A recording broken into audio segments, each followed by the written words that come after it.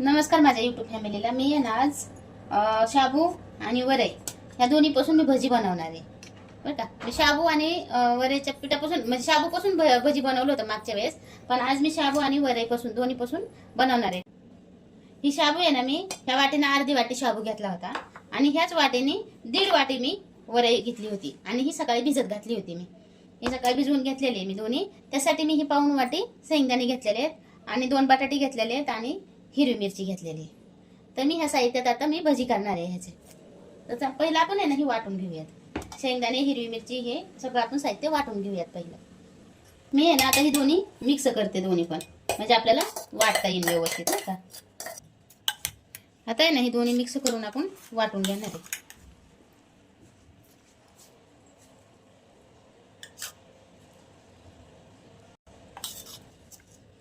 आपण आहे ना न पाणी टाकता बारीक करून घेणार आहे बरं का. पाणी टाकून पातळ आपल्याला बिलकुल करायचं नाही किंवा पाणी टाकून ह्याला जास्त हे करायचं नाही. नुसतं बिगर पाण्याचं जेवढं होईल एवढं बारीक वाटून घ्यायचे. हे आहे ना आपला शेवटचा बॅच आहे. मी असं वाटून घेतलंय बरं का सगळं. असं जसं आपण उडीद वड्याला कसं वाटून घेतो तसं वाटून घ्यायचं. घट्ट घट्ट घट्ट घट्ट वाटायचं, त्याला पातळ करायचं नाही. जरा पण आपला शेवटचा बॅच आहे, आपण असंच वाटून घेऊयात. हे पण हे थोडं पातळ झालं, पण असं पातळ होऊ देऊ नका बरं का. हे झालंच माझ्याकडनं पातळ, तरी थोडंसं तरी मी करते नाही का मिक्स ह्याच्यात असं. ते शेवटच्या बॅच मध्ये पाणी होतं तो त्यामुळे झालं नाही, त्याच्यामुळे झालं. पण होऊ देऊ नका तुम्ही पातळ, जरा पण होऊ देऊ नका. जसं आपण उडीद वड्याला पीठ करतो ना, अगदी तसंच हे पीठ पण करून घ्यायचं. आता फेटून घ्यायचं का पीठ खूप थोडंसं हलवून घ्या. ह्याच्यात आहे ना मिरची आणि शेंगदाणे वाटून घेणार आहे थोडेसे. ही मिरची एवढी ठेवून देते कारण जास्त होईल ना, तिखट होईल. मग जास्त तिखट झाल्यावर पण खाणार नाहीत मुलं, तर आपण त्यातली मिरची काढून ठेवली थोडीशी. हे आहे ना आपण शेंगदाणे आणि मिरची वाटून घेतलेली पण ह्याच्यात टाकून घेऊयात. आपण एकजीव करून घेऊयात पीठ. शेंगदाणे, हिरवी मिरची जरा मोठी मोठीच आहे बरं का, पण तळल्यावर छान लागते भाज्यातली नाही का. हे मिश्रण असं करून घेतलंय बरं का, ऐका सगळं एकत्र करून घेतलेलं आहे व्यवस्थित. असं मोठी मोठी मिरची आहे ना म्हणून असं दिसतंय. आणि जर तुम्हाला असं वाटलं की बाबा आता ह्याच्यात पातळ झालंय होय ना गेलं, तर तुम्ही वरईचं पीठ टाकून थोडंसं घट्टसर करू शकताय ह्याला नाही का. आता आहे ना 2 बटाट्याची आपण आहे ना सालं काढून घेऊयात. बटाटे घेतलेत बरं का, एक जरा मीडियम घेतला आणि एक छोटाच घेतलाय बटाटा मी. आई आपण हे खिसून टाकणार आहेत का आता? हा हे खिसून टाकणार आहे. तुम्हाला हवं असेल तर तुम्ही शिजवून घेऊन टाकलं तरी चालतंय, पण शिजवून घेतलेलं कसं जास्त सॉफ्ट होईल ना, तर त्याच्यासाठी आपण हे खिसूनच घेतलेलं. पण खिसून घेऊयात आता बघ. एकदम पाण्याने मस्त पिळून घ्यायचं बरं का. हे धुवून घ्यायचं. धुतल्यानंतर पाणी नाही ठेवायचं जास्त ह्याच्यात. जितकं होईल ना इतकं ह्यातलं पाणी काढून टाकायचं.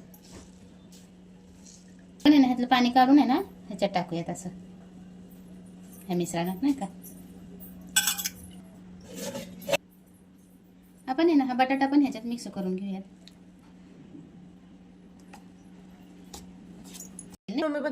मीठ टाकून घेऊयात ह्याच्यात. बोला आता ते आई आपण यामध्ये सोडा टाकणार आहे का? सोडा नाही टाकणार आहे बाळा आपण, कारण हे वरई आणि शाबू ह्याचं पीठ आहे ना असं भरभरीत असतं. मग ते आपण जर सोडा टाकला तर जास्तच असं नाही का तेलात टाकलं ना तर असं फुटून जाईल नाही का, असं म्हणजे फसफस केल्यासारखं म्हणजे फसफस करतं ते. तर त्याच्यासाठी आपण सोडा नाही टाकायचा. तुम्हाला हवा असेल ना तर थोडंसं दही टाका ह्याच्यात. हवा असेल तर ते पण टाका, गरज तर नाही वाटत आहे, मी तर नाही टाकत आहे. जर तुम्हाला जर थोडंसं टाकायचं असेल तर तुम्ही टाकू शकताय. पण एवढ्यातच मस्त होत्यात बरं का. आणि मेन मुद्दा म्हणजे कसं की नाही का बटाटा असतो ना त्याच्यामुळे कडकपणा येत नाही त्याला.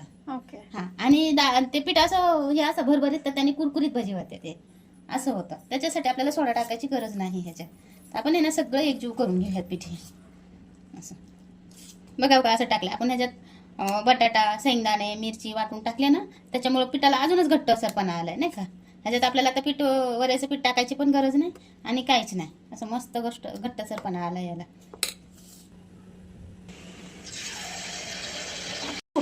बरं का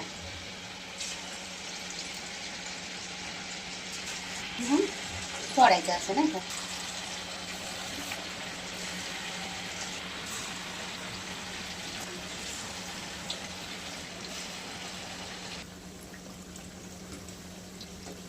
आपण आहे ना एक एक करून असं पलटी करून घेऊया.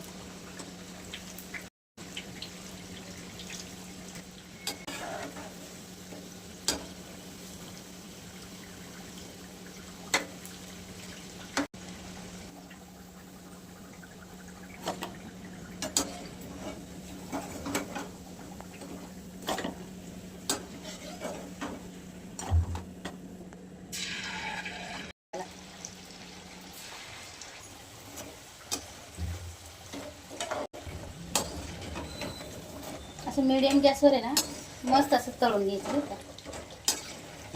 टाकताना फुल गॅसवरच टाकायचं म्हणजे नाही का असं हे होत नाही. म्हणजे नाही का तेल गरम जर नाही ना झालं तर ते पांगतं असं पीठ नाही टाकलं. पीठ न पांगण्यासाठी फुल गॅसवर टाकायचं आणि 1-2 मिनिटांनी परत नाही का आपण आहे ना काढून घेऊयात भजी. हाताला तेल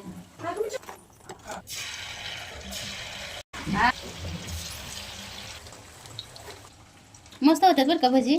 वरून असं कडक म्हणजे असं क्रिस्पी होत्यात आणि आतून मस्त मऊसूद असतात बघा. हे जाळीदार होत्या ते नाही का मस्त होत्यात भजी. एकदा करून बघा तुम्ही. उद्या एकादशी आहे.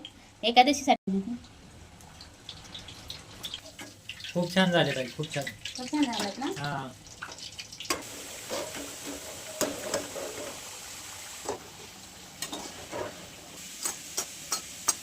असं क्रिस्पी होतात बरं का भजी हे आणि आतून मऊ असतात बरं का. साईडला असं कडक लाल होईपर्यंत जर शेकलं ना तर मस्त आतून पण असं शेकतात बरं का. असे मस्त जाळीदार होतं ते बघा. मस्त होतात ना कुरकुरीत. खूपच मस्त झालं. कुरकुरीत पण आहेत खूप. शेवटचा बॅच आपण असंच टाकून घेऊयात नाही का. आता मी टाकून घेते कारण थोडेसेच आहेत ना ते बसून जातील तेलात असं आणि सुटे होऊन जातात मग.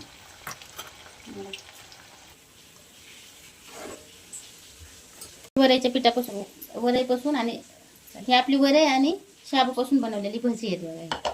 मस्त आहेत बघा. तुम्ही करून बघा असे मस्त कुरकुरीत. आपण आहे ना थोड्याशा मिरच्या पण तळून घेऊया त्या भजीसोबत खायला. मिरच्या तळून घेतल्या ते मी. गॅस बंद करून देते मी. थोडंसं आहे ना मीठ टाकून घेऊयात आपण ह्याच्यात. हे आहे ना आपलं उपासाचं भजी तयार आहेत. छान वाटतात ना. छान वाटतात ना. अरे बाबा खायला पण खूप छान आहे ते. मस्त आहेत खायला पण.